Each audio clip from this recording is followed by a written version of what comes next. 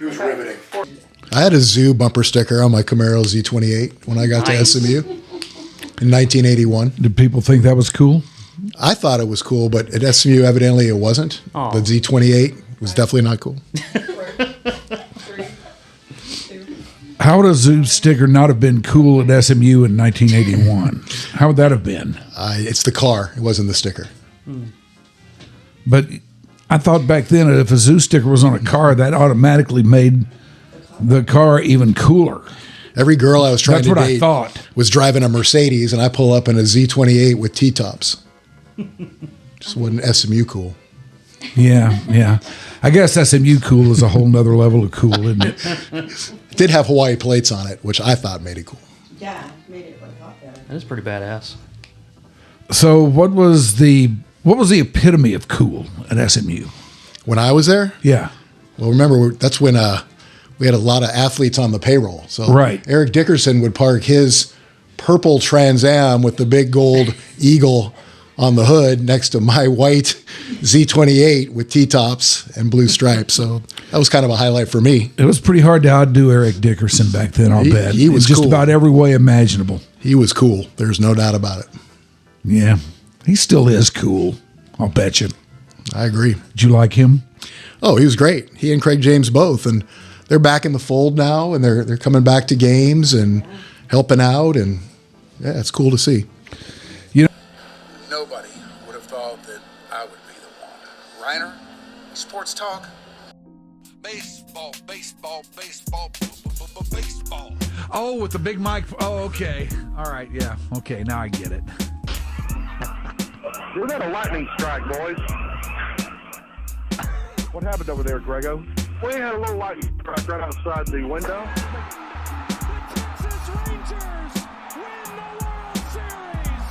All right. Here's a tip for all these Americano League teams. Don't. Wait, you said tip. Yeah, tip. Okay. With a P. Keep jamming. The ticket, colon, nothing but a big Gen X jerk-off session. This is a cool night or what? Although somebody would hear that and go, bullshit. I'm back, bitches.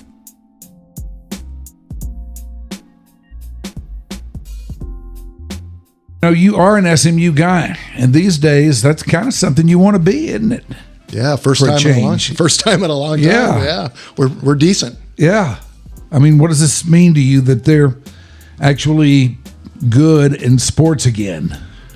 You know, it's surreal a little bit. You know, I mean, my first job was in the Mustang Club during the death penalty at SMU. That was my first job in sports, and you know, we had some moments of grandeur, but nothing like today. And it's just surreal. That's the only way to describe it. To see the stadium full and the money that's pouring in, and I mean, we're in a game tonight. You know, to be in the March Madness, and I don't know, it's surreal. How much of your money are they getting from? Very little. Okay. They got some big guys. What kind of alum are you? I do my part. Trust me, I'm over there quite a bit. But luckily, financially, there's 7 or 8 families that have stood, that raised the $100 million to get into the ACC in a week. By the way, Good Lord. Yeah, which was crazy. So it's in a good spot. Hi, everybody. We're underway here. It's kind of the way we roll these days. It's your dark companion once again. It's cold open. This is episode number, which you say? 205? Wow. How crazy is that? Never thought we'd make it to 3. I didn't either. You weren't even here for 3. Like I said, He never thought. never thought. It's March 18th, so if anything happens after tonight and the next time we get on, you want to throw it in my face, don't. Because I know what's happened and what hasn't happened.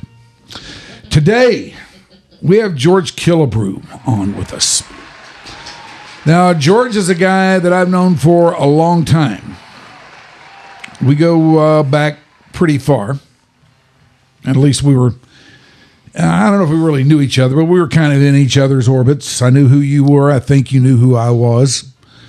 Or maybe you didn't. I don't know. But Absolutely. Anyway, knew each other. He was kind of working the business side of things, and I was doing that thing that I do, and he's taken this business thing that he was doing to greater heights these days. You're a player and stuff, aren't you? Oh, I wouldn't say that. The business side isn't as fun. They always say, I wouldn't say that. Well, yes, as long as you said it, great. Say it. Well, you say it, everyone believes it, but no one cares about the business guy. I don't shoot the ball, or I don't, but thank you. As I've looked around on you, more than once I saw Dallas referred to as America's top sports city. Now, believe me, I'm very proud of our Fairburg, and I love it. I've lived here all my life. I've never even wanted to think about going anywhere else. But as far as a top sports city, that's kind of hard for me to get my head around. Tell me why I should reevaluate that thought.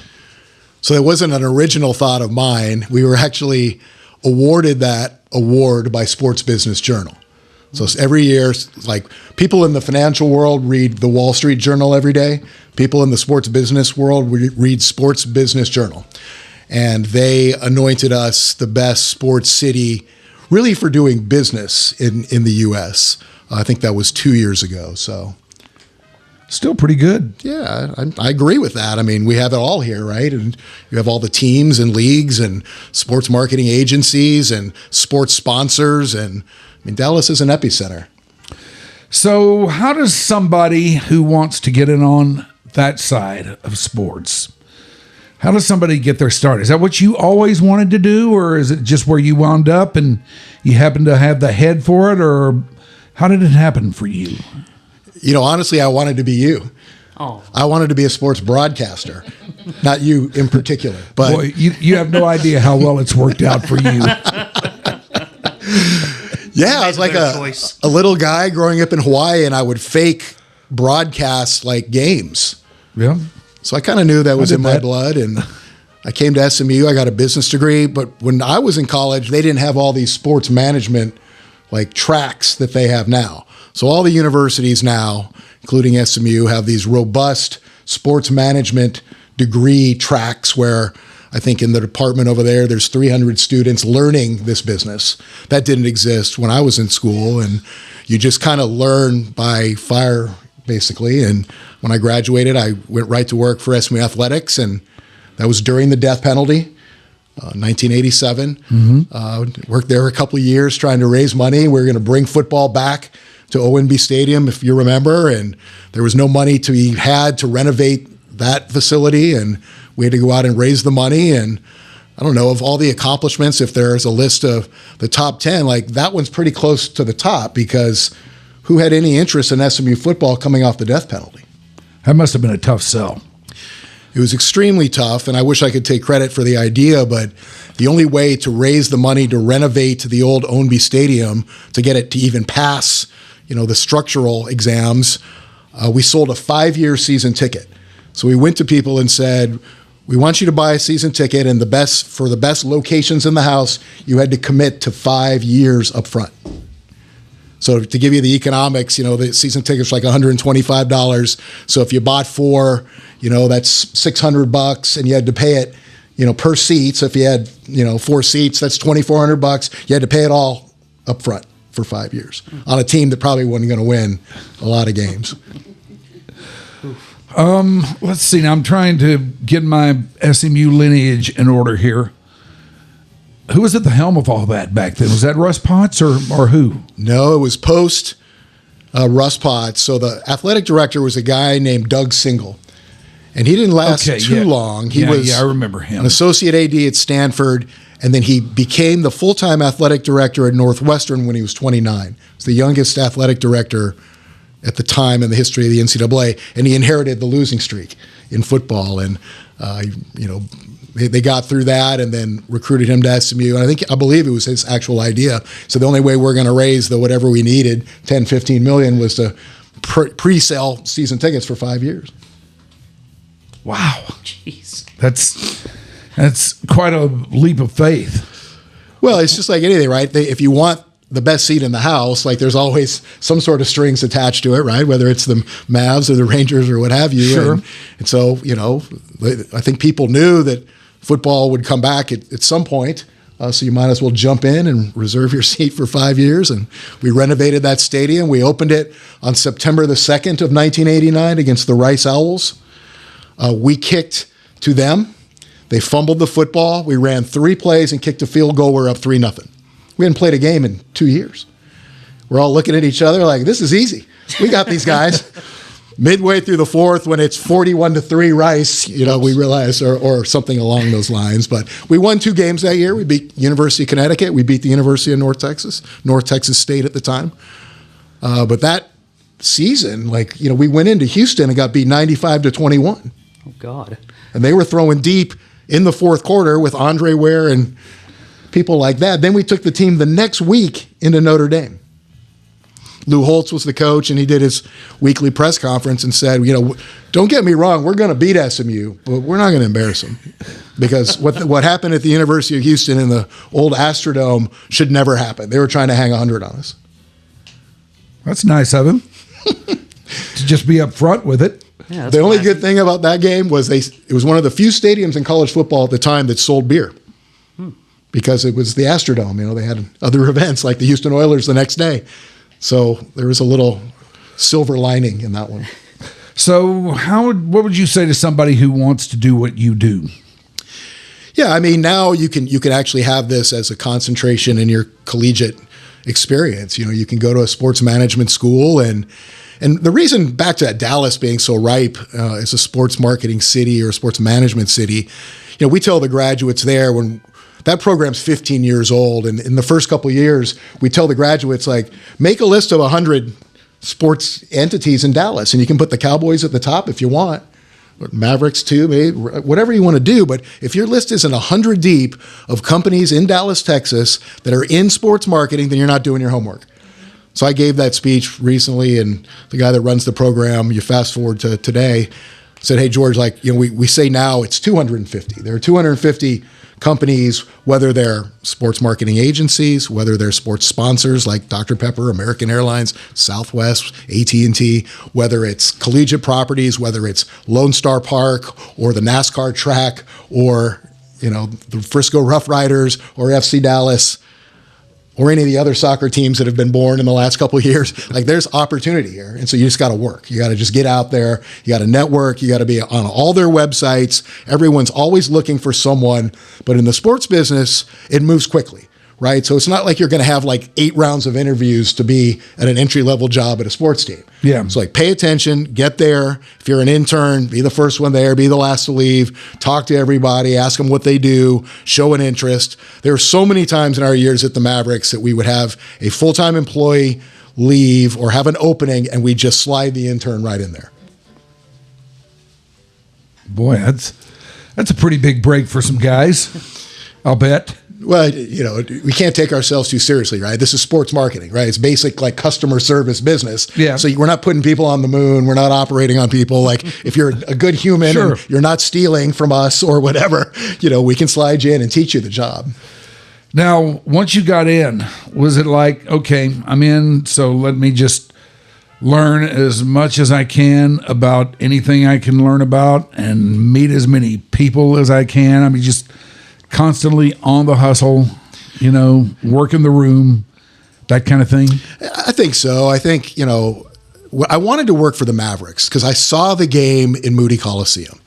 So for point of context, the Mavericks made the playoffs and Reunion Arena was leased to WCT Tennis.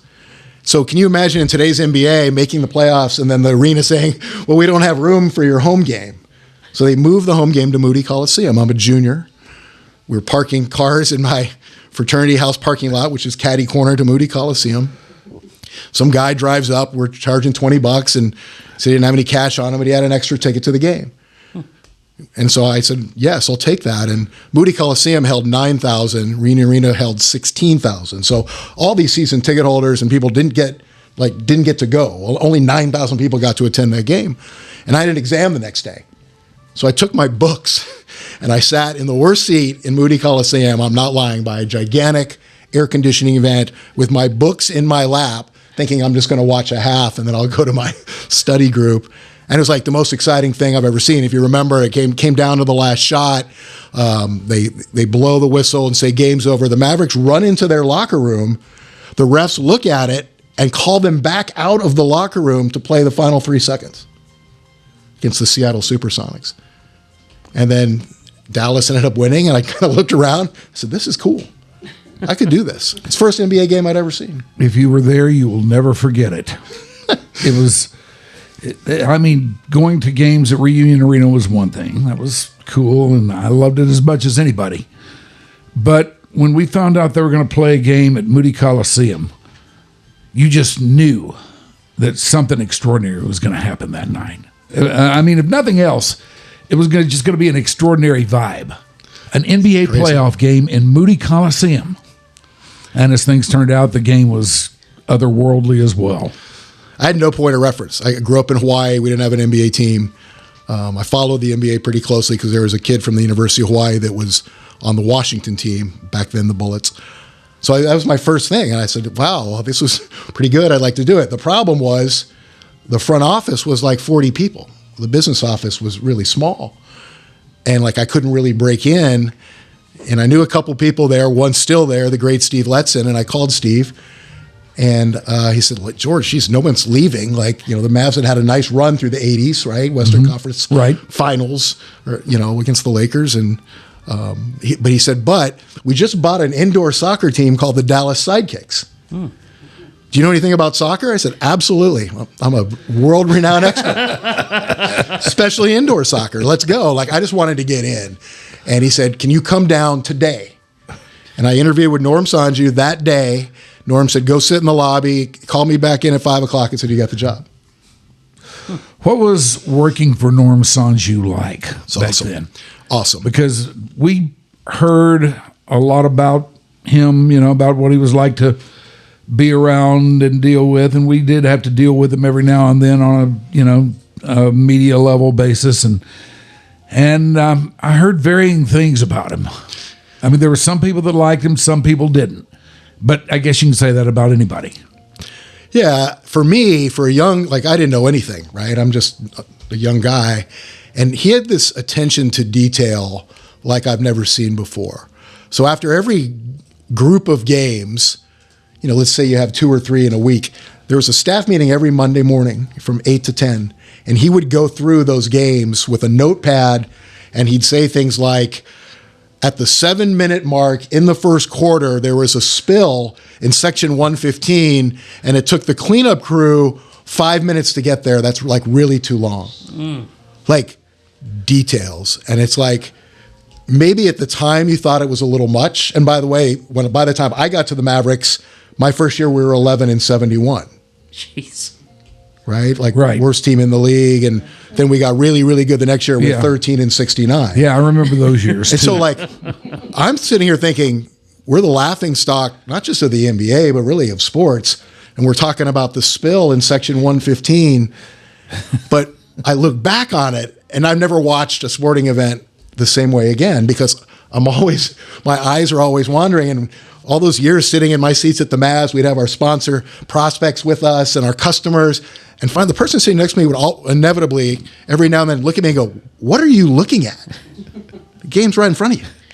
And I'm looking for, there's a woman holding a baby on the first row, which we don't allow because a player could go into the front row. And then, you know, all these rules and just really how to operate a franchise. You're looking for the spills.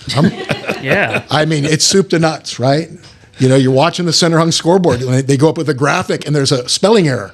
And like, I get like shivers to this day. I'm like, oh my God, they spelled that wrong. What are they thinking? And then I check it. Like, you know, so it was that level of detail that kind of, in a strange way, kind of turned us all really into professionals as it becomes to presenting a game.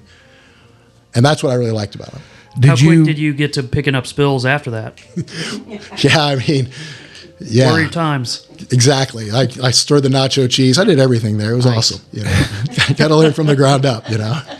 Did you, at the time, look at that as a big beat down, or did you know it was going to help you later on down the road, or how did you view it back then? I must just be weird because it was such an honor for me to go to work for the Mavericks. And that's when they were the laughing stock of everything. And I would wear my Mavericks stuff everywhere. Even like socially, I just got married and we'd go to a party and like it'd be like a press conference. People are like, "You work for the Mavericks? Like, what is wrong with you guys? You're the West." And they just go at you. And I'm like, I'd explain to them that I was literally the lowest guy on the totem pole at the time, but I was like really proud of that. Like that's what I wanted to do. And I knew that after seeing that game in Moody, and I wasn't going to take any grief from anybody because it's cyclical. We knew things were going to turn. We didn't think it was going to take 10 years. Who are the guys that influenced your sports business thought early in your career? Well, at the top, I was lucky. I've been lucky to work with 3 billionaires. I worked for Ross Perot Jr., I worked for Mark Cuban, and I'm working now with Tom Dundon. And those kind of guys are visionaries. They think differently, and they're looking at things that, while I'm looking for spills, they're looking at ways to really make the franchise more valuable. And Mark, for sure. I spent most of my career with Mark, 20 years with Mark, and people ask all the time, like, "What's he like?" I'm like, he was awesome. Because, he was on it 24 hours a day, 7 days a week, 365 days a year. I could text him right now and he'd respond right back. Like having a boss like that, that's that immediate is really refreshing. And he wasn't wishy-washy. Like the things he thought in 2000 are the same things he thinks today on how to operate a game and do the things that we do. So he has sat in that chair. Has he? Was he good? Oh yeah, he was excellent.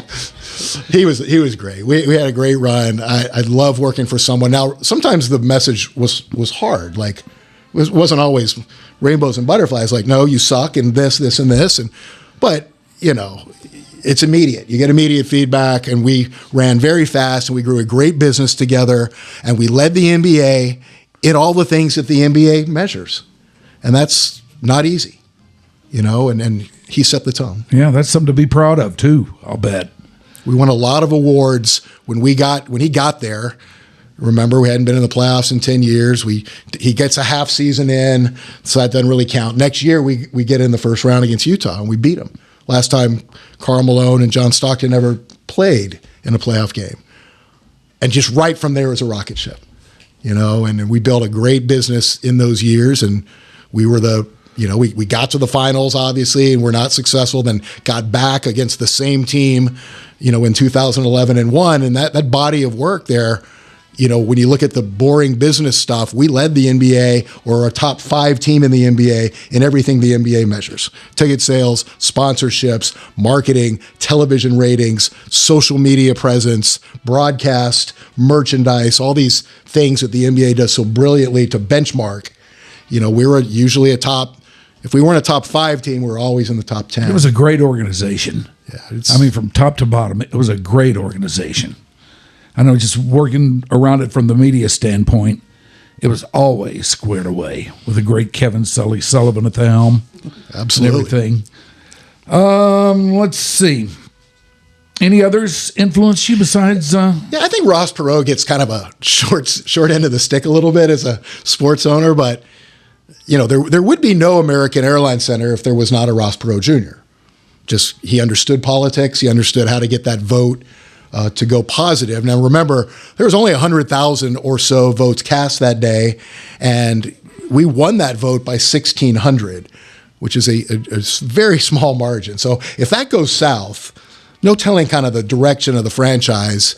And, he was very good on the real estate side. We were able to build the American Airlines Center. It was kind of the perfect storm as the Stars were coming off their Stanley Cup win. Cuban buys the Mavericks. The economy's great. So we do the biggest naming rights agreement with American Airlines in existence at the time. We sold all the suites and all the club seats and all the sponsorships for that building. And it was just great. And, Ross... you ask most Mavs fans, like, who takes credit for Dirk Nowitzki? They'd say, well, Mark Cuban. Well, no.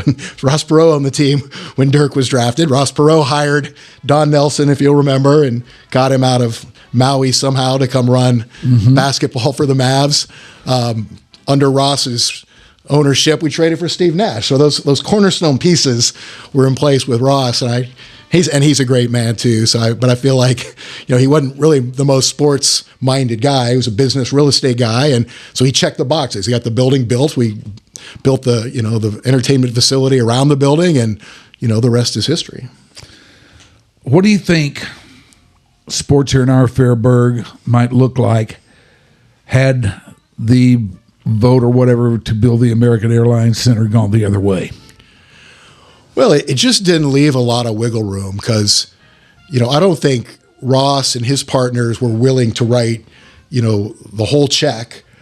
They were looking for a municipality to participate. Dallas did participate, but not to a big extent, more about roads and improvements. So you would have ended up in a suburb, or somewhere. And then we'd have, our friends out in Arlington. We'd probably be somewhere else, Stars as well. And, it's just... That was a really watershed moment, I think, for the city. And I give Mark a lot of credit, too. He said, we're going to stay in Dallas. We're the Dallas Mavericks. And now the new regime is saying the same thing. Like, we're going to be the only team that wears Dallas on their jerseys that actually play in Dallas, which is great, And I think... Yeah, it is great. It'd really be a bummer to lose all of them. Well, the divorce with the Stars, or whatever you want to call it, that was a great business, too. Like, we had we will have a 30-year partnership. And like I said, we caught it at the right time. That building cash flowed from day one when the operating losses of both teams were significant. Both teams were not making any money, but this building, all of a sudden, you get 50 or so Mavs games, you get 50 or so Stars games, and you get 85 third-party events to 100 per year, concerts and other things.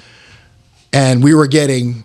If a concert went on a East Coast swing, they'd stop in Dallas. If a concert went on a West Coast swing, they'd stop in Dallas. The acoustics of that building, were really, really great, where you could, get a Pavarotti, to say, I'll play there. Like, you spent the money to make it great. And all those things, as they came together, Dallas is a great concert town, and we built it for 20,000. So there are a lot of arenas that were 16 or so, but people don't realize that additional 4,000 tickets is a big deal to a concert. Like, that's a lot of money. Mm-hmm. And so when you're looking around, you're like, I want to play the American Airlines Center. There's another publication that arena people read, and the American Airlines Center is consistently top 7 in the U.S. still, and top 10 in the world for an indoor facility, because we get all the tours. What do you think about both teams abandoning the AAC? It seems to me like that building still got some juice left in it. It was a really well-built building, so that's a HKS design, Dallas architectural firm, same design architect and sports architect that built the ballpark. And the difference is, so the building that came online right before the American Airlines Center was the Staples Center. And everyone talked about how great the Staples Center was. Their naming rights agreement, Staples paid $5 million a year for 20 years. And everyone said, you won't get that kind of money in Dallas. This is only LA kind of money. And we got $6.5 million a year for 30 years with American. But the maintenance of these buildings over time is really what keeps them alive. And every summer, the guys that run the American Airlines Center, Dave Brown, who's done it from the beginning, and his team would come to ownership and say, we need X amount of $1 million when the teams are done and out of the playoffs, and we're going to paint, and we're going to recarpet, and we're going to do all the necessary work to keep it above grade. And I think if you walk in there today, you'd agree that no one believes it's 25 years old. No. And it could. It's preposterous to me that these two teams are talking about abandoning that place. I mean, your choice is, and a lot of, like Atlanta just went through this, they renovated, put $400 million into their building, and giving it another 10, 15 years or 20 years maybe. I mean, that's a choice. That's a choice they had. But, in defense a little bit, I remember when Mark first got here, the American Airlines Center was designed and coming out of the ground. He had no influence on it. I remember we went to him and said, hey, sorry, the toothpaste is way out of the tube on this deal. Do you want to weigh in here? And he goes, yeah, can you name one of the beer pubs on the upper level, Motley's Pub? That was the name of my bar at Indiana University. It's like, now, we backed up a little bit technology-wise, and he was able to weigh in, but it was already done. So all along, if you're going to build a basketball mecca, it's hard to have a partner in it. with hockey because the rink takes up more room. And so here's this new ownership group. It's within their right. If they want to build Dallas, the finest basketball arena in the world, then that's good for Dallas, right? And Sure. if it doesn't work but they should be shaking hands and we should be high-fiving and they should go out in the last 5 years here on a high note. We should be celebrating the work that we did together to build that building and make it what it is. And then the Mavericks should be saying, hey, Stars, good luck wherever you're going to end up. We want you to win Stanley Cups. And they should be saying the same back to the Mavs. And you part friends, and that's it. And maybe the building stays. It's still a great concert facility. If you remember, we kept Reunion for a couple of years when we built the American Airlines Center because Philly had done the same with the old Spectrum. And we just couldn't make it financially viable in Reunion's case. And so we took it down because everyone wants to play the new shiny one, not the old dingy one. And so we'll see what happens. About how long of a shelf life do you think the AAC was designed to have? 'Cause Well, it does seem like 30 years seems to be about the average of most, sports buildings. Yeah, I mean, I don't think there's a magic number, but 30 is a lot. I remember when I met Tom Ghilardi for the first time, and he goes, 30 is not a lot. I said, why do you say that? He goes, well, I build hotels. They last for 50 years. Okay, legit, right? But, you want... For the fans, you want all the bells and whistles. And then you visit LA's new arena, for the Clippers, and it is just mind-blowing, right? So like technology's come a long way. Yeah, we could spend $400 million on the American Airlines Center and we'd be fine, but it's never going to be kind of what some of these new facilities are. Just easier to start over and start fresh. Yeah, if you're going to spend that much, you might as well just go ground up. And I think probably that's what the Adelsons think. They're a very deep family. They don't do things on the cheap. You look at their casinos around the world and, they're about quality and, they're the new owner. They get to decide that, right? Is it Adelson or Adelson? I've always said Adelson. People ask me a lot, wow, this was when Mark first sold. This is way out of the blue. Who are these people? They just popped out of nowhere. What people don't realize is Mark and Mr. Adelson had a relationship for a long time. And I'll never forget being added to an email with the two of them.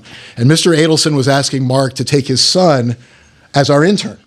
So Mark adds me the email and says, yeah, George will run point here. We'd love to have your son as our intern.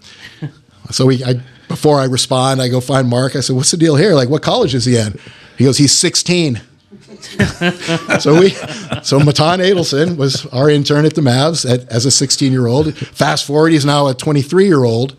Owns a professional basketball team overseas, they didn't just pop out of nowhere. Mark's had a relationship with that family forever, and they're well capitalized. This is George Killebrew. As you can tell, he is a sports biz guy, and he's got sports biz stories, and we'll have more with him in just a second here. But right now, it is time for us to stop down for that crazy little thing, George, that we call the dreaded and feared mid-show read. You can relax for a second if you want to. Thank you. Have some water. I'm holding in my hands something that is very near and dear to me because of what it did for me not too terribly long ago when I needed something done and I couldn't find anything else that would do the trick. But this stuff did. This is from the CBD House of Healing. It offers muscle and pain relief. It is a full spectrum salve stick. And not too long ago, I was dealing with a pinched nerve in my neck that was driving me crazy. It hurt all the time, and there was no getting around it. And I tried everything, every kind of pill out there that you can think of, I tried it. And then I decided to look at something else. And I found out about the CBD House of Healing. I went down there, told them what was going on, and asked, what do you got? Well, just so happens that the owner of the CBD House of Healing is a registered nurse. And it just so happens that I know you hear CBD and you may think this or you may think that, but down there, they approach things from a highly medicinal standpoint. And if you got something wrong with you like this, they will find something to treat it. They gave this to me. I used it, and it made it feel a whole lot better. Now, did it go away? I don't know. I don't know if it did or not. I do know that it doesn't bother me like it did before, and I will take that any day of the week. So you're probably thinking, okay, what is all this leading to? Well, it's leading to this. If they can do that for me, they will do it for you. So if you are roaming around this world in pain, there's no reason for that, man. Go to the CBD House of Healing. Talk to them. They've got something for you. I promise you, they've got something for you. The CBD House of Healing is located at the intersection of Northwest Highway and Plano Road in the northeast quadrant of that burgeoning intersection. Stop by and do tell them you heard about it from me here on YDC. Let the CBD House of Healing go to work to make you feel better. Anything else? Yes. Yes. Where is it? I don't know. I can't see it. Well, I can't see it either. So we don't have anything else. Very big mistake to make. Well, that's a big mistake to make. Jerk one and jerk. Love ya. All right, let's see. Yes, the Eric Nadel Birthday Benefit Concert celebrates its 14th edition by featuring two of Eric's favorites bands, Brooklyn-based Sammy Ray and the Friends, and Bay Area favorite Chuck Prophet and the Kumbia Shoes. The benefit supports the work of the Grant Halliburton Foundation. That is a local nonprofit. They provide mental health education, training, and support to teens and families. To learn more, what you need to do is go to granthalliburton.org. Sponsor tables and suites are available through the Grant Halliburton Foundation. Visit granthalliburton.org, Eric Nadel to learn more or to purchase a sponsorship. This is Eric Nadel's birthday benefit. He does it every year. It's presented by Haynes Boone and KXT 91.7 featuring Sammy Ray and the Friends with special guest Chuck Prophet. Sammy Ray and the Friends, Chuck Prophet. Date is Thursday, the 14th of May, 2026. Doors open at 6:30. Downbeat is 7:30. It's at the Longhorn Ballroom, the legendary Longhorn Ballroom on Corinth Street in Dallas. Everybody show up and turn out for the Eric Nadel Birthday Bash. A good time is guaranteed for all. Is that it? Yeah. All right. Damn right. A quick swig of tea and we will be back here. Take a drink, everybody. Thank you. I'm proud of everyone. Yes. All right, this is George Killebrew. He's regaling us with sports biz stories. And I'm a big sports biz guy. This aspect of sports fascinates me about as much as the games themselves. But you were kind of oriented like this from the start, weren't you? Yeah, I mean, I didn't have any athletic talent to speak of, so this was kind of my fallback if I wanted to be in the business. And so, yeah, that's what I've been doing. It's worked out very well for you. 27 years with the Mavericks. You rose to the chief revenue officer. Now, that's a lofty title, George. It's a nice one. Yeah, it is a nice one. And then it was on to Major League Rugby in 2019, where you earned an even loftier title. Best title ever. He was Commissioner of the League. Pretty damn good. Commissioner of Major League Rugby. The commish. Yeah. Yeah. The number one guy. The number one The cop. big guy. Two great things about the job. The title. So I made my kids start calling me commissioner instead of dad. Anyone who addressed me as George, I just give him the hand and say, let's back up here. And then the second is, your signature's on the ball. Yes, that's right. So think Adam Silver, think Pete those Rozelle. other guys. Think Bud Selig. Did you have to individually sign each one, or did they let you just make No, a copy? And I should have brought some for you. My bad. I'll send it over. No, I had to sign once, and then they Fair enough. put it on there. But there's a third great thing about the job. Rugby players are the greatest guys. They are great athletes. It's an unbelievable game. It's a beautiful game. It is as rugged as you've seen. There are no pads. They're kind of pioneers. You know, the sport hasn't really, flourished in North America the way it has all around the country. And that was awesome. And then we bid for the Rugby World Cup for the United States, which we won for the men in 2031 and the women 2033. So those are the good things that came out of that. Being the commissioner, by the way, of a league, it's a tough job. I'll bet. Now it's good for guys like Silver that make, a lot of silver, right, or a lot of dollars. Like my contract wasn't identical to his, and really it's just a hard job. People are on you all the time. When I got there, we had 7 teams. We grew it to 14, but it's tough. Like rugby hasn't quite made it yet in the United States. They have till 2031 to get their ducks in a row, because they say the Rugby World Cup is the 3rd biggest sporting event in the world. Like people love this thing in Australia and places like that. So let's just hope they are on the right pathway to World Cup success. Do you think they are? It's hard. I think about it a lot because I wish I could have done more. I had a 3-year contract. I stayed 4. Blame Mark Cuban for this, by the way, because that was his game. He played rugby at the University of Indiana. All his rugby buddies used to come to Mavs games and drink beer all night and things. So I kind of blame Mark for this. But it's tough. The rules are hard.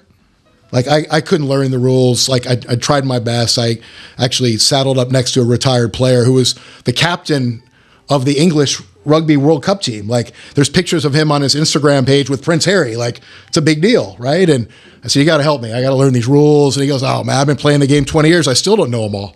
Like Americans like to know their rules. I insisted on 3 rule changes, and you would have thought I was going to get struck down by the rugby gods, but we put in a shot clock, just like you have in the NBA, because they have these kicks, these free kicks, and it takes them forever. And then I just said, what percentage of the kicks do they make? And it's like 85%. I'm like, all right, we're putting them on the clock. Like if they're making 85% of the kick, they're going to kick the ball. And then, a couple other kind of tweaks to the rules, which was not popular, but I'm cheering for it. It's tough, but it's a great game. And these athletes are incredible, and they're the nicest guys, and they'll do anything for their sport, and they get beat up worse than any other athlete I've ever seen. I mean, no pads. That's what I've heard, that as far as sheer physicality, it's at the top of the heap. Well, they teach you how to tackle without using the head and neck. And so a lot of NFL teams, Pete Carroll was the first one that said, I need rugby people to come in and teach our guys how to tackle. So there's a lot of crossover there, but man, it's a brutal sport. After that, you got involved with a guy that you referenced already on the presentation today, Tom Dundon. That is a guy which some people may know the name, others might not, but he lives right here in our fair burg. And he owns, among other things, the Carolina Hurricanes of the National Hockey League. And with him, you got involved in the United Pickleball Association, where you are right now, I believe, Chief Revenue Officer. Man, these guys like to stick you with making money, don't they? It's the hardest job. Everyone, if there's any problem or anything you need underwritten, just go to the revenue guys. Yeah, just find a sponsor for it. It's easy. No, but Tom's great. Tom's he's very similar to Mark Cuban, but he's not really interested in the public eye. He's really more behind the scenes. He's wicked smart for sure, just like Mark was. Yeah. But he bought the Hurricanes, and he and his partners have bought the Portland Trailblazers, and so that will be voted in here at the end of this month at the NBA Board of Governors meeting. He was a big golf, he helped build Trinity Forest, but kind of the golf course here in Dallas. But he likes to stay not in the spotlight. He pushes other people forward a little bit more. And we started playing together, started playing pickleball 4 or 5 years ago. He had some courts at his house were tennis courts that he changed to pickleball. And it's just been really, really fun. And then all of a sudden I fell off the invite text to play at his house, and me and my partner, and who was our CMO at the Mavs and worked for Tom at Santander. And so we reached out to him and we're like, Tom, and I saved this text. It's very classic.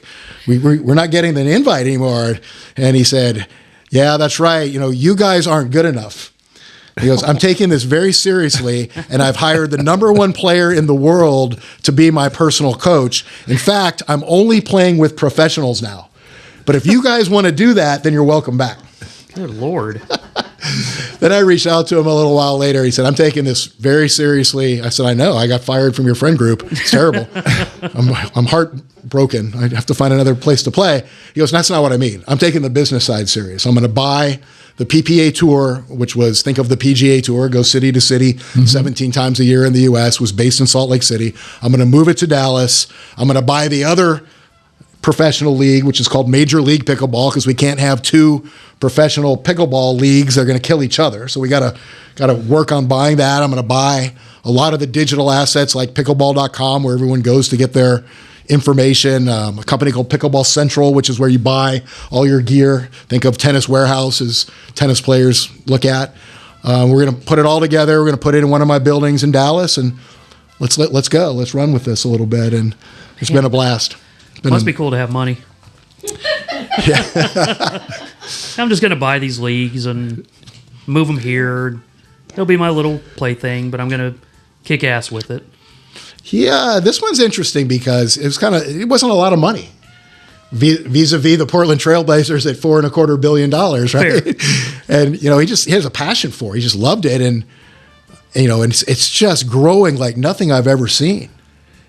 It's just the participation numbers. So it just got awarded for the 4th consecutive year by this outside agency called the SFIA, which is Sports and Fitness Industry Association, which measures participation sports in the U.S. Fourth year in a row, fastest growing sport. Yeah. So I get it 1 year, but to get a second year and then a third year and a fourth year of double-digit growth, and you talk to the people like at the Parks and Recs in Dallas, and they say the #1 complaint is there are not enough courts in the city. Like, we need more courts. It's a phenomenon because it's a pretty simple game. It's a game you can play with your 7-year-old son or your 70-year-old dad. There's a huge social and community aspect to it. And the pros are just exploding. It's the best player in the world. When I first got there was a 16-year-old female by the name of Annalie Waters. She's now 19, just turned 19. And male or female, she's the best player in the world. Just beats everybody. Wins women's singles, women's doubles, and mixed doubles pretty much at every tournament. Triple Crown, and she did it last week. So it's not like a once in a life. Like, she and her mixed doubles partner, Ben Johns, who was the best male player in the world, who Tom hired to be his coach, are virtually unbeatable in mixed doubles. Something like 135-5. Wow. That's But pretty good. It's like we haven't been great in storytelling. Like, a lot of people are like, well, it's not really a sport, well, whatever. But some of these stats that are coming out are incredible. Annalie just signed with Nike. It's Nike's first head-to-toe pickleball athlete, which is kind of a proud moment for everyone in the pickleball world. And the tour goes on. It's just great. I've always been curious about Tom Dundon because, like I say, it's a name that I know. And I know that he owns the Hurricanes. I'm aware of his pickleball scene. Yet, I couldn't pick the guy out of a lineup. I know nothing about him. Chances are I've been in the same place at the same time with him and just didn't know. I mean, he's really a low-profile guy. He is. This is the second time I worked with Tom. And he and Mark... So Tom was a big... he was a hoops guy. Hoops was his first love. Had great Mavericks season tickets. Called one day and said, after he sold his company, there was a headline in the Wall Street Journal that Dallas's newest billionaire is 40 years old. And it was Tom. Like, Tom is wickedly smart. And he said, would Mark sit down with me? I said, of course he would, Tom. Like, he was such a good friend of the Mavericks for a lot of years. I go, but what's the subject? He goes, I want to try to maybe buy an NBA team. So they got together, and at the time, there was nothing for sale in the NBA. And Tom said, you know what? Maybe I'll start out by buying an NHL team. And I might be simplifying the story, but I can't think of any other sports owner that didn't just buy the one that they had passion for, like Mark or Jerry. Like, it wasn't about other NFL teams for Jerry Jones or other NBA teams for Mark Cuban. And Tom said, I might just buy the Hurricanes. So he does. The Hurricanes are a bottom third team in everything they were doing, business, hockey, and everything. And now they're a top third team in everything they're doing. And when he and his group, looked at the Trailblazers, that was a bidding process. That was Paul Allen's estate selling. Yeah. And so there were a lot of groups involved there. And then when he got selected, I was actually kind of surprised. And I called someone very high in the NBA, and I said, geez, that's great. Like, you're getting, but he's not going to politic for it. He just doesn't do that. And I said, what led you to Tom? And they said, well, what he did at the Hurricanes. Because we don't want to move the Trailblazers. Like, there's a proud tradition of basketball, albeit a long time ago, in Portland. And we don't want a group to come in and buy them and move them to Vegas or somewhere like that. We're not interested in it. And his body of work so far at the Hurricanes leads us to believe he could do that with the Trailblazers. So just behind the scenes, just getting it done, very quiet, doesn't like the spotlight. Mark's a little bit that way. I mean, there's a side of Cuban that he's a little antisocial, but he can turn it on for the cameras and he can do Shark Tank and do great. And Tom's just the opposite, He just doesn't want that spotlight. Are there other places for you to go in a career like this? I don't know. What do you got? I got nothing. Maybe you could be our CFO. What do they got that might interest you? I love what we're doing in pickleball because I play 3 times a week now, so I'm going to need some of this CBD balm, please. I could barely get out of my car to come into your studio. I'll tell you what, it works. Yeah, I'm using one, and it definitely helps me. But I'll get on the bandwagon with yours because got to support the sponsors. That's what I do. So yep, that's right. You know the import. I'm going to the CBD House of Pain, wherever that is, on the corner of Plano Road and Northwest Highway. Northwest Highway, got it. So I'll support the family here. But yeah, I love what we're doing. It's fun. It's it's not as serious as the things I've done before. Like, there's an effervescence in this sport, unlike others. Like, pickleball people are the happiest people you've ever met. They are just happy all the time. Like, they get to play this game that they love. It's a cult following. And, they're all smiling, and you go to tournaments and tour stops and watch the Major League Pickleball teams compete, and everybody's just happy. Like, it's not as serious as some things we went through in rugby or things we went through at the Mavs or things we went through at SMU. Yeah. This is a really effervescent sport, and it's not going anywhere. It's just like everyone's waiting for the chink in the armor. But, back to that report that just came out. So there's anywhere between, depending what you believe, 20 and 40 million people playing the game. And it's all ages. We have perfect gender equity. Our female professionals earn the same amount as our male professionals. They get the same amount of TV time. We were on CBS 2 weekends ago, big CBS on a Sunday, 12 to 2 window.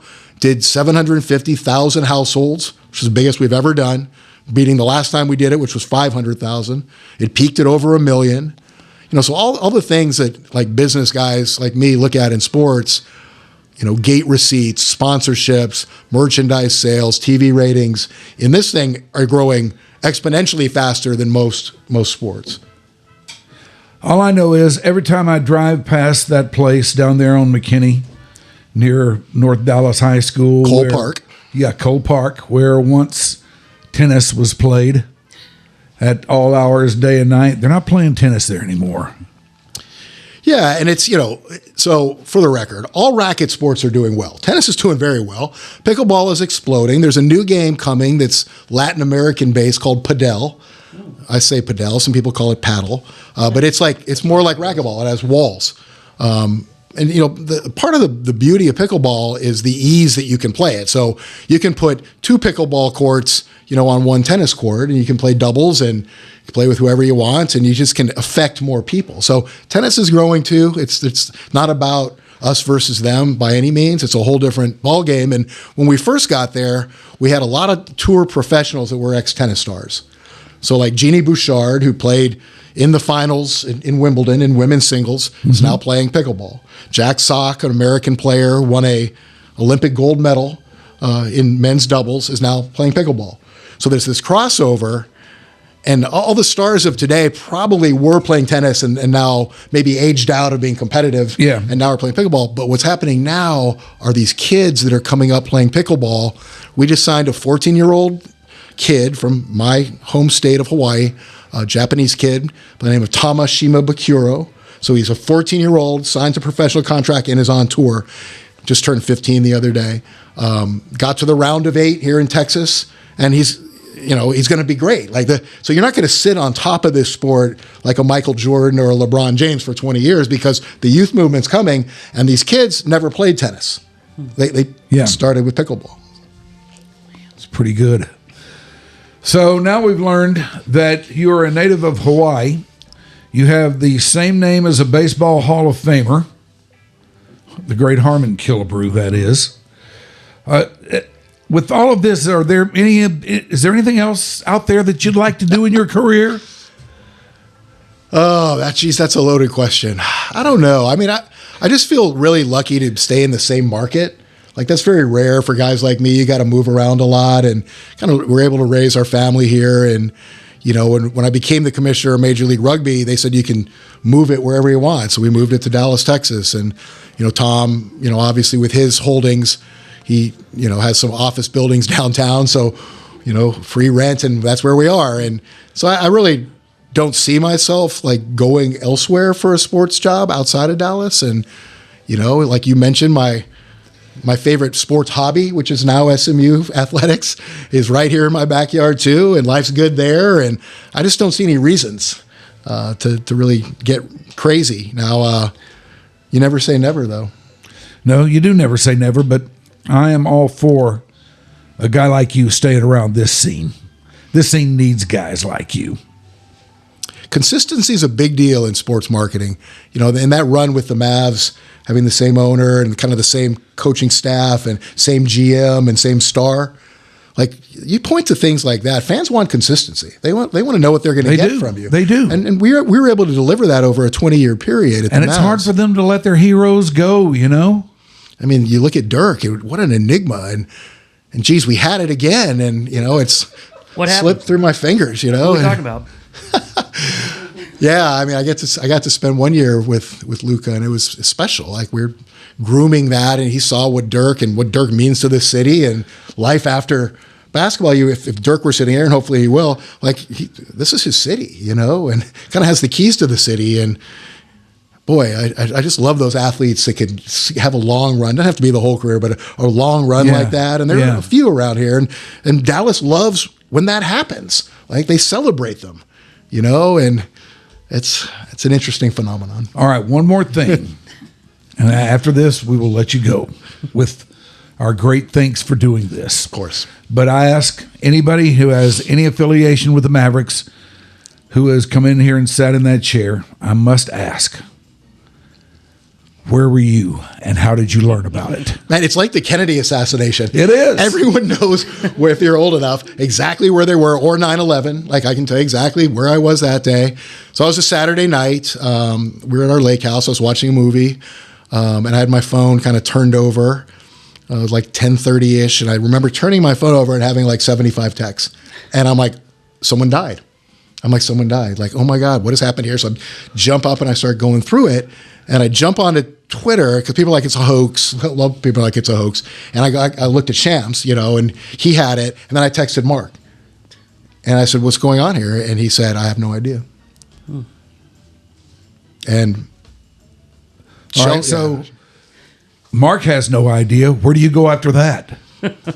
Well, I kind of went back to maybe it's not true. Because I thought, if anything's going down of that nature, Mark was in the room and was a part of it, and he wasn't. And I saw, it's hard. Like, you don't want to throw people under the bus, and you don't want to speak poorly of those that are gone now. And Mark stopped short of, until the other day, when he said that was a mistake hiring Nico as a GM, and I didn't know him, but I knew he'd never been a GM. Like, I would have loved to have started my career as a CRO at the Mavericks, but that's not the way it works. You got to go do some other things and earn your way in. And I just remember kind of saying, well, geez, these days in pro sports, in any of them, you have all these GMs in the making, all these wonder kids that are out there, doing great things at low levels. It's the Eric Spoelstra story of working your way out of I'm like, well, why don't we find somebody that's doing that? That's, if you don't want the sitting GM, let's find out who's the next hot GM, and let's do that. And not that it was I'm not trying to say I was involved in those decisions at all, but I was surprised. I remember Mark saying, no, he goes, you're missing it. He said, he's a Nike exec, and he's going to have all these relationships with players, and come free agency, we'll have an in there. And we'd struggled in free agency. I got to be a part of that for the last 6 years I was there in a kind of weird way. But, we were swinging for Dwight Howard, and we were swinging for DeAndre Jordan. We were swinging for Mike Conley Jr. We were swinging for LaMarcus Aldridge, and we didn't get any of them. And so, I give Mark a little credit there. It's like, hey, this isn't easy. So maybe we're not doing something right. So why do it the same way? And what we kind of learned about free agency a lot of times is the team that has the player probably are going to be able to re-sign him because they can give him the extra year. Yeah. That was the case with Mike Conley Jr. He didn't really love his current situation, but they could give him the 5th year, and that's a lot of money. Well, it's a night I will never forget, I'll tell you that. What were you doing? I was sitting at the Lakewood Landing, and I just picked up my phone and started looking at it, just sitting there drinking, doing a little drinking. And I started scrolling, and I came across this: Mavs are trading Luka Doncic to the Los Angeles Lakers. And I just thought, no, that's crazy. And then I looked around to see if anybody else was doing the same thing, and nobody seemed to be. So I just thought, I just turned it over, put it down, and went on about my business. Probably 30 seconds later, I was just back at it again. I couldn't sleep. No, I don't think give it up. I don't think I slept. I mean, I'm sure I did, but I'm responding to all these, and a lot of them were like threatening text messages. Now, it's like, like if you do that, then I'm going to drop my season tickets, or I'm going to drop my sponsorship, or I'm going to and I'm like, this is a lot. Like, we've traded players before, we've fired coaches, and you go through these stages. This one, that stage of just the hangover effect went 6 months. I'd run into people who would undress me somewhere and go, "Yeah, I just don't." I go, "Do you realize I don't work there?" "Yeah, but you've been you were there 27 years, so I'm going to lay it on you." I'm like, including my 2 kids. Well, I sat over there and kept scrolling, and I'd probably been just, focused on the phone for about, 5 or 10 minutes or so. And I look up, and there are 3 or 4 people just standing around looking at me like I did this, Right. Someone makes sense of it. Yeah. I said, what? I didn't know what to tell them. But, man, it was a crazy night and a crazy time. And I think, you may disagree with this, but I think it's the biggest sports catastrophe we have ever had here. All I would say is if you made the decision you were going to move away from Luka Doncic for maybe some reasons we don't know about, that's okay. But you got to shop it for the best deal with all the other teams and get a ton of first-round draft choices. Yes. You don't just call the Lakers and take whatever they give you. And get talked out of at least one extra player. Yeah. Golly. It's still to this day, it's just shocking. Like, there's no words for it. Have you ever seen anyone defend it? No. Anyone with any intelligence No. go, let me tell you what you don't know, and this is why this was a great deal. No one's ever said that to me. No, they never will. I think there was a brief moment of trying to understand it, that 3 quarters that AD played with Kyrie or something, and that's it. Then he got hurt, and it's like, okay, that's why this is silly. But it's not like it's a surprise that he's a health risk. Well, yeah, Right? and that's the thing. We're worried about Luka's future health, but we're trading for a guy that's already Anthony Davis. Yeah, there are some really weird responses from people that I know and I respect from that. They were just... Boy, I'll bet. Just, biting, like cutting. And I, still to this day, like if I see someone I hadn't seen in a long time that hadn't had a chance to take a shot at me, they take a shot. Like, what you guys thinking? Like, well, I'm not taking a shot. I just wondered. Remember when we traded Jason Kidd? Remember that? Yep, I do. December the 22nd, right before Christmas, and it was that was a junior effect of that. Okay, we got Mike Finley, that was our starter kit. Yeah. Maybe that, or like the Steve Nash letting him go in free agency. But and Marcus said there was publicly, at least like a little bit of a runway with those deals. Yeah, the Luka thing, it just came out of nowhere. And we got that's what added to it. When we sent Kidd, we got Finn, and we got AC Green. If you remember, I believe he was in that trade. Sam Cassell, some guys that could play back in the day, and that's a tough one. It is tough. Personally, I wouldn't have made that trade if I was the GM. Which was Luca. Yeah, that's smart. You could be the GM. I'm trying not to be Yeah. controversial here. You got to throw your. They had I named a would've new done GM. Yeah. That's another kind of odd thing. Like it's been a Spots pretty long open. time. Yeah, could be you, Shoopy. Let's do it. I know Finn. Text Mark right now. If Finn were sitting here, he would like. I remember him telling me when he came back in the fold, like he doesn't want to work this hard. Like I don't want to speak for him. You need to ask him, but I don't think he wants to be the GM. Like he has a lot of other things that he does outside of basketball and pretty good life overall. And so he's like half GM with the other guy now. But don't you think it's also kind of odd that they hadn't made a replacement yet? Yeah, a little bit. So for whatever reason, they seem intent on getting through the season and then naming someone, but they still trusted Finley and is it Ricciardi? I don't know him, To but maybe make- he's that young guy. But He's a trusting Dallas Maybe he guy. is. He's a Yeah. Dallas guy. Yeah, maybe But he trusting is. those two to make the deal of getting rid of AD. They did make a pretty good deal out of it, but Yeah. having your interim GMs, co-GMs, Yeah, but there's I don't no know. way you It's bounce so back weird. from something like that. Just Well, no. it always sets you back. We looked at when even when DeAndre Jordan committed and then left and didn't stay with his commitment, that set us back. Yeah. because we were out of the free agency game, and if you remember, the only one left, and no disrespect to this guy, was Zaza Pachulia. So he became our starting five because we didn't get to really make a real pitch for LaMarcus Aldridge, who was also free at the time. So it's like, when these kind of catastrophic things happen to you, it sets you back from a basketball perspective. And when you don't get the ping pong ball that you're supposed to get, that sets you back. And you guys will remember this with Don Carter. They were supposed to get that pick that what turned into Shaq. And the ping pong balls went wrong. And that's when, Scott Murray was flying with Don Carter to the lottery doing this whole thing for Channel 5. And that's when Carter looked at him and said, maybe I'm not the right guy to own this team. After that went south. And that's when, it kind of, because that, when you're supposed to get the number one pick and that ended up being Shaq, that's the game changer. Right. And then now you get Cooper Flagg, that's the craziest part of the whole story. and Nico still trying to salvage that by saying, now you're seeing the vision. It's like, yeah, you're 1.8% chance. Well, you're in the, Come on, dude. Yeah. you're in the lucky, we won't say the word club by getting the number one pick, for Cooper Flagg. There was no skill involved, but it's just like the basketball gods just messing with you. Right. The only vision anybody wanted to see was him leaving town. We got it. And we got it. We did get that. Hashtag blessed. Well, I didn't think the name of Zaza Pachulia was going to be brought up here today. There you go. Yep. Some names from the past for you.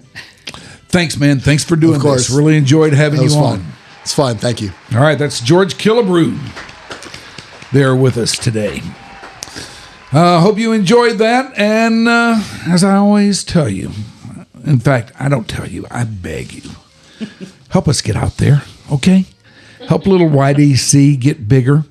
Do that by liking us, sharing us, telling your friends about us. Just make us bigger. Would you do that for us, please? For me. Look at all I've done for you. Did you like that radio show? I hope you did very much. Bye.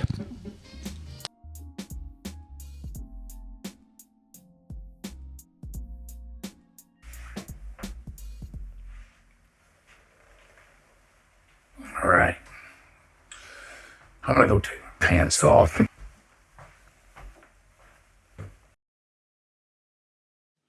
Your Dark Companion is a Stolen Water Media presentation.